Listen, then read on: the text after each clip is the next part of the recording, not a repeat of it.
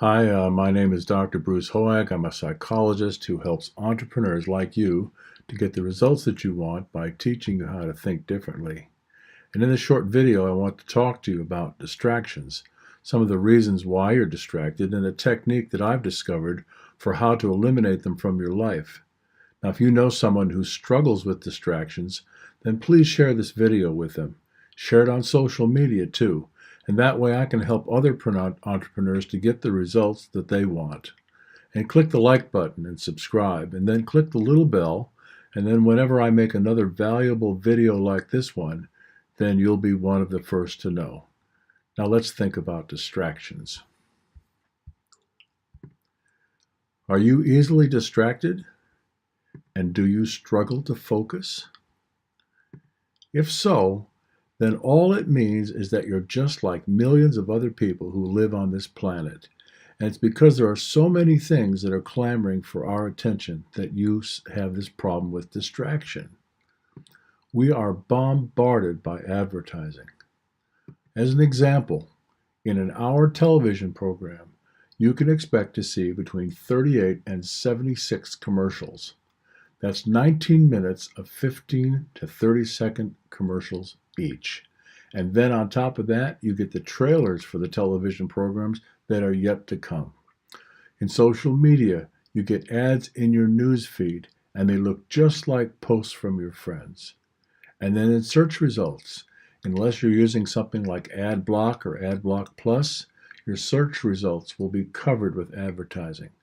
And then we can go outside and you get billboards, and they're up and down on the sides of the road and on the sides of buildings. They're in front of the buildings as you drive down the road.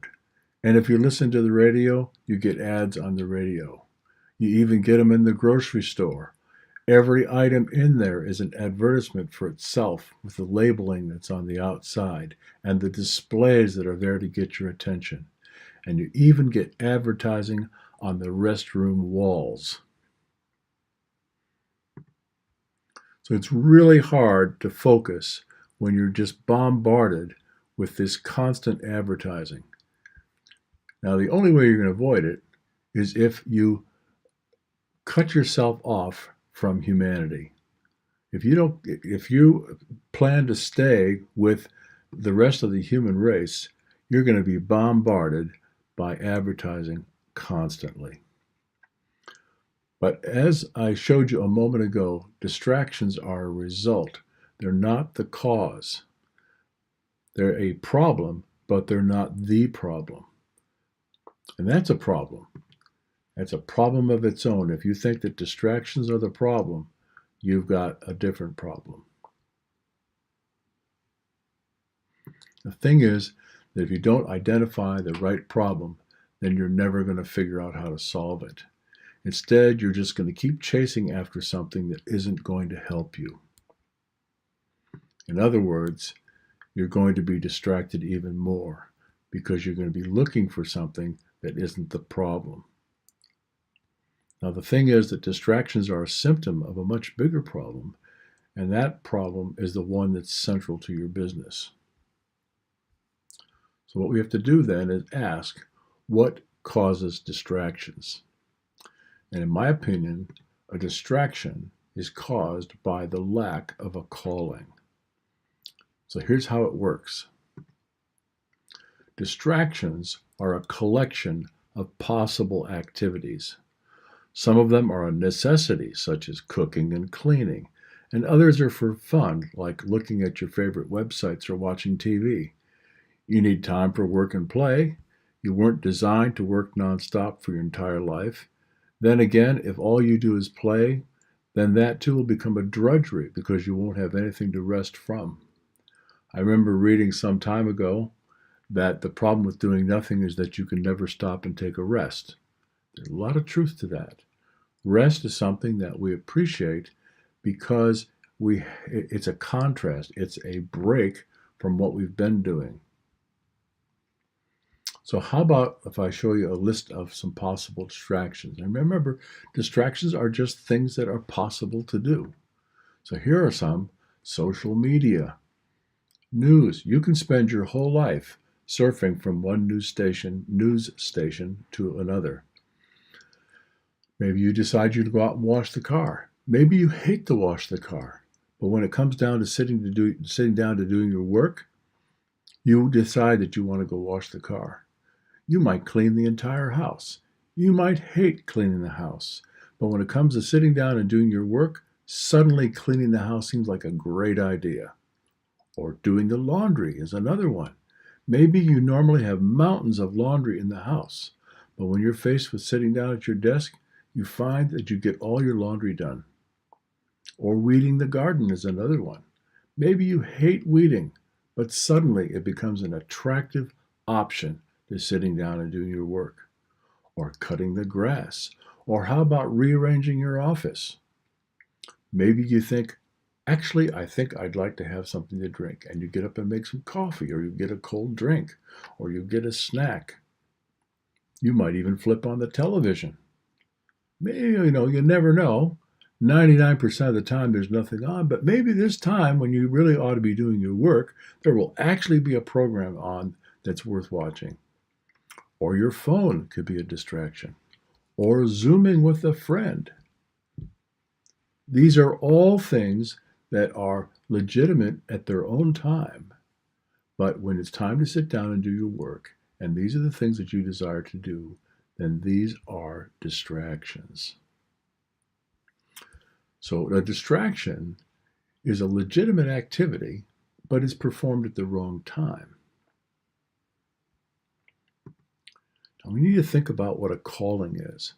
A calling is a compulsion to do one thing over and above everything else. And it's the principal activity that you've been singled out to do, and it distinguishes you from all others. So if there's one thing of all the things that you do that is going to draw you more than anything else. Now, in order for there to be a calling, you have to have a caller. And this is something you don't really hear people talk about. The caller is the person to whom you're accountable. Let's think about that for a minute.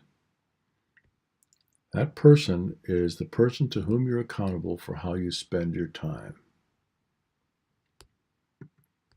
The question then is, who is your caller? And there are, I think, probably three possible callers. The first one is God.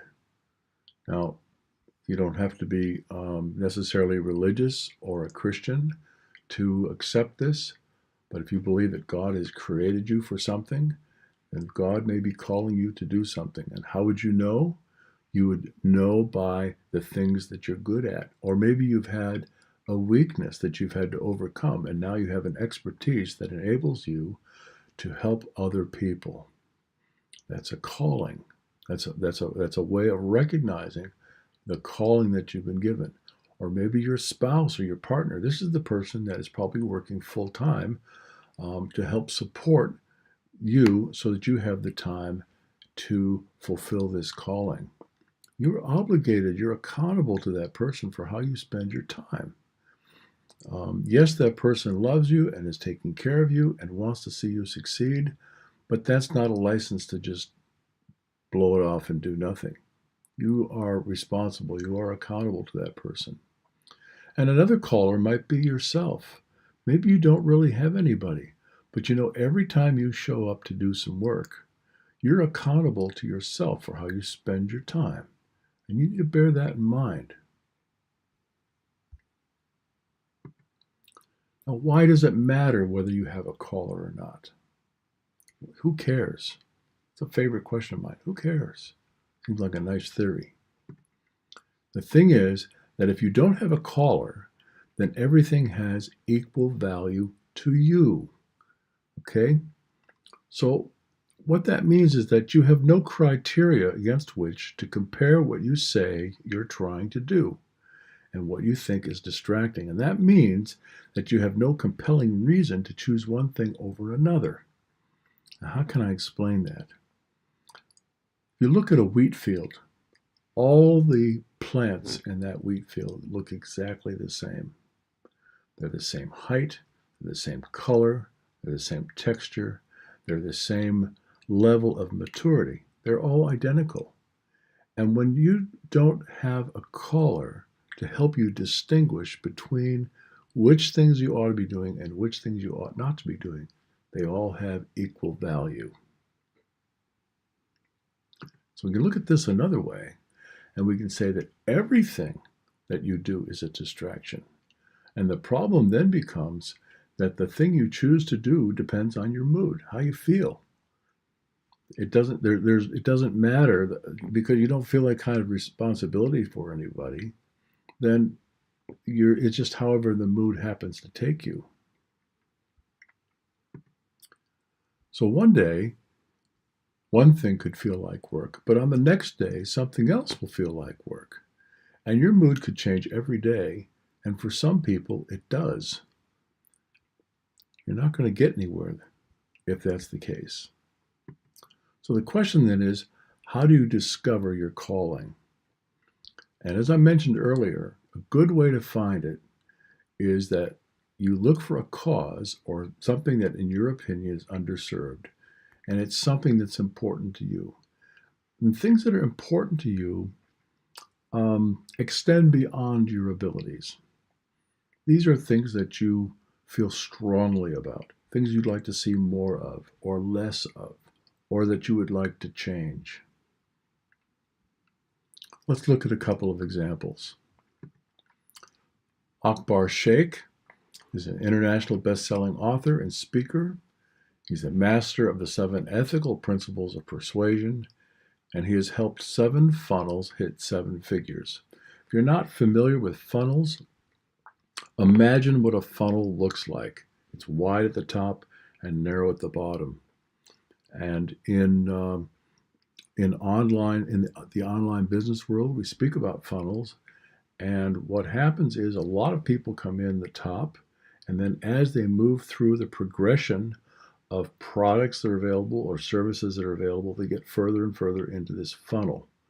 And there will be some people who will go all the way through the funnel and they'll buy either all or most of what's available in that product funnel. And this guy has helped 7 of these things to hit 7 figures. 7 figures is $1 million or more. This guy's also a father. Now, that's enough for most people. That's enough. You take the time to write a best-selling book. It's probably not your first one. You write several books, speaking, time-consuming, travel, preparation, all that, and do all this other stuff. That's enough. But this guy's also a philanthropist. That means he's not making all this money and then spending it on himself. He also concentrates on orphans, and he gives the gift of vision to blind children. In an interview, he said something that was very significant. He said that he was astounded at how cheap it was to provide cataract surgery for children, and that it made him want to hand over his debit card. That's powerful stuff. That is a calling. Now, the thing is that if you stopped at that description, that would be a lot. But then you have to realize that this guy was homeless at one time, and he was overweight, and he was in a terrible relationship, and he suffered from a crippling anxiety disorder. It's remarkable that this guy has been able to accomplish as much as he has, and yet he still has time to give of his resources, of the money that he has made to help people out who could never help themselves out. That's a calling. Let's look at another one. This is Candice Lightner. Candice Lightner founded an organization called Mothers Against Drunk Drivers. This was in 1980. She quit her job after a drunk driver in California killed one of her daughters in a hit-and-run accident. Now, I have to tell you something. She has at least 2 daughters, or had at least 2 daughters, maybe more. I've forgotten the exact details. You could look it up. But one of her daughters was seriously injured by a hit-and-run drunk driver. And then she had a daughter who was killed. So 2 daughters in her family were affected by drunk drivers, and that was enough. When the one died, within a week of the funeral, she had founded this organization. The purpose of the organization is to put pressure on governments at the local, state, and national level to implement task forces, change laws, and criminalize driving under the influence so that accidents like this won't happen. Between 1980 and 1985, 500 new laws were passed across the country on just this issue. And by 1987, the legal drinking age in all 50 states was 21. Used to be 18. Now it's 21. There's a MAD chapter, Mothers Against Drunk Drivers, in every state in the United States and in all the provinces of Canada. It's been estimated that since the organization was founded, 330,000 lives have been saved as a result. That's a calling. So the thing you got to ask yourself is, what are you so passionate about that it makes you want to hand over your debit card? Or what are you so passionate about that you are willing to contribute your resources to it in order to improve the lives of others?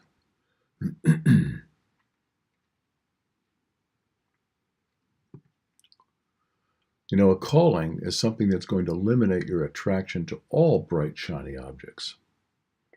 And if you have a tendency to just buy things because they're available, having a calling is going to prevent you from doing that. It's going to get you out of that habit. And that's because buying them will mean spending money on them.